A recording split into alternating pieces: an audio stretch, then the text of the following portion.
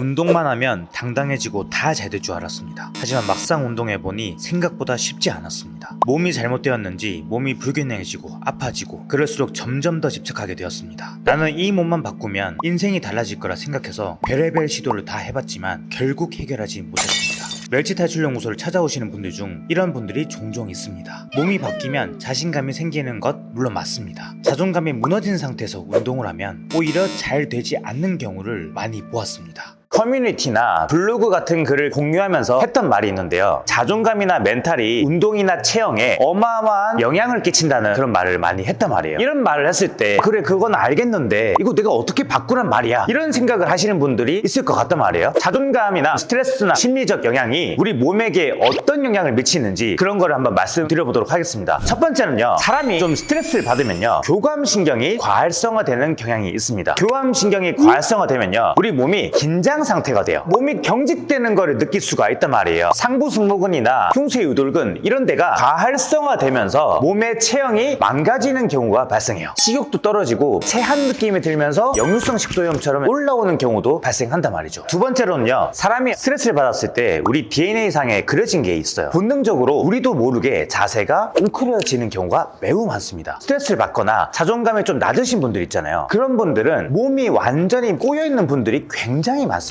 그게 심해져서 안면 비대칭까지 있는 분도 종종 있었어요. 스트레스를 많이 받으신 분들이 가장 약한 부분이 있어요. 그게 뭐냐면 코, 몸의 중심이 잘 안 잡혀요. 그리고 내전근도 약해요. 그러면 이제 운동 자체가 제대로 된다고 볼 수 없고, 운동을 하려고 해도요 몸이 안정이 되지 않기 때문에 체형 불균형이 심하게 오는 경우가 매우 많습니다. 이게 왜 그러냐면요, 우리가 정상적인 호흡 패턴은요 횡격막이 내려가면서 복식 호흡이 저절로 돼야 된단 말이에요. 근데 스트레스를 받으면 긴장성 호흡을 하게 돼요. 흉쇄유돌근, 사각근, 소흉근 이런 데로 호흡을 이렇게 짧게 하면서 막 긴장된 상황, 그런 상황 속에 있다 보면은 호흡이 여기로 안 내려가게 돼요. 자존감이 낮은 분들은 계속 긴장성 호흡이 될 가능성이 높아요. 호흡만 해도 코어는 강해진다는 건데 유독 코어가 약한 이유는 횡격막 호흡이 제대로 안 돼서 그럴 가능성이 높다는 거죠. 저한테 마른 분도 오셨고 체형 불균형 분들도 왔어요. 그런 분들 중에 스트레스를 좀 많이 받는 예민한 성격이시거나 자존감이 조금 낮으신 분들 많이 오셨단 말이에요. 그런 분들이 가지는 공통적인 특징을 말씀드려보도록 할게요. 첫 번째는요, 남의 시선을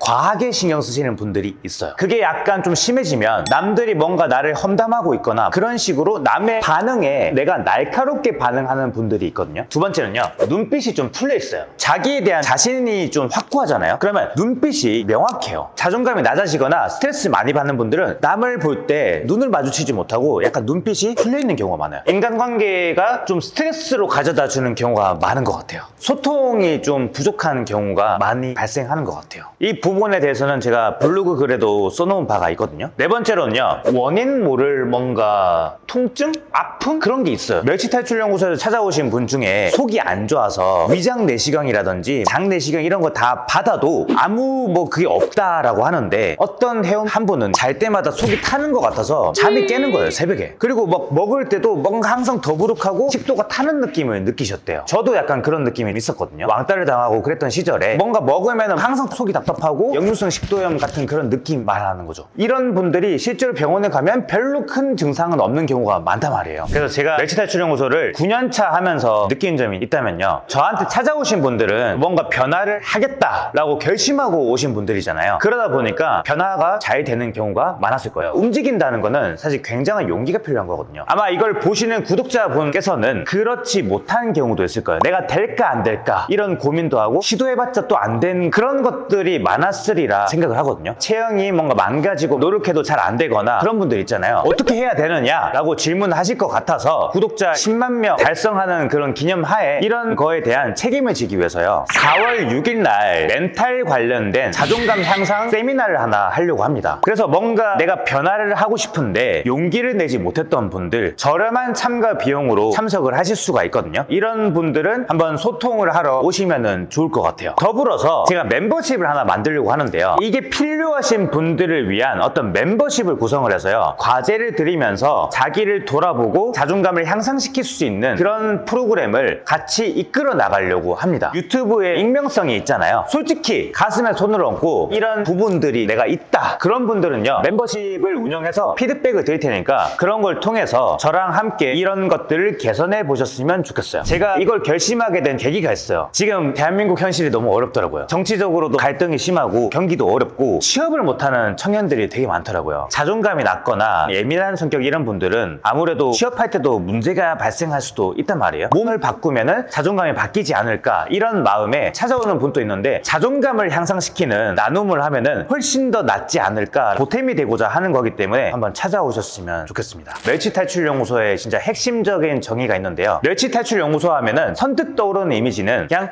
마른 거를 탈출한다 그렇게 볼 수 있는데요. 제가 속으로 깊이 품고 있는 어떤 멸치탈출연구소의 의미가 있어요. 멸치라는 거는 남들에 의해서 자기가 흔들리는 분들이 있단 말이에요. 자기답지 못하거나 자기가 가치 없게 여겨지는 자존감이 낮은 형태를 말하는 거예요. 그런 것들을 탈출시켜주는 연구소가 제가 속으로 품고 있는 멸치탈출연구소의 비전이고 이상이에요. 이런 것들을 위해서 캠페인을 진행하는 거기 때문에 많이 참석해 주셨으면 좋겠습니다.